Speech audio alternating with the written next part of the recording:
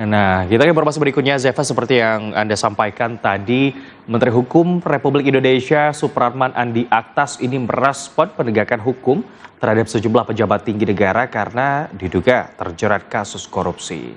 Nah, Menteri Hukum menyebut selalu berpegang pada prinsip sesuai yang diarahkan oleh Presiden Prabowo untuk tidak mempermainkan pelayanan publik. Menteri Hukum Republik Indonesia Supratman Andi Aktas memberikan tanggapan mengenai maraknya penangkapan terhadap menteri dan pejabat tinggi di pemerintahan Presiden Prabowo Subianto terkait kasus dugaan korupsi belakangan ini. Supratman mengatakan dirinya berprinsip pada pesan Presiden untuk tidak mempermainkan pelayanan kepada publik. Pesan tersebut juga ia tekankan kepada seluruh jajaran di kementerian yang dipimpinnya.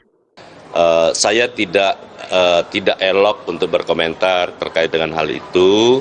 Tapi prinsipnya sekarang semuanya masih asas praduga tak bersalah, biarkan proses hukum itu dijalani. Kemudian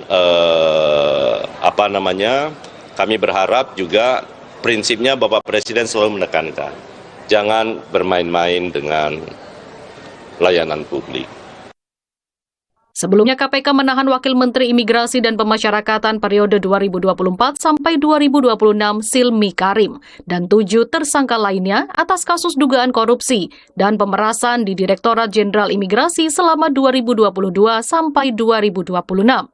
Tak hanya lembaga anti rasuah di hari yang sama, Kejaksaan Agung juga menahan Dadan Hindayana yang sebelumnya menjabat sebagai Kepala Badan Gizi Nasional bersama 2 wakilnya, Lodewijk Pusung dan Sony Sonjaya atas dugaan kasus korupsi pada program makan bergizi gratis. Laporan Tim Liputan Garuda TV.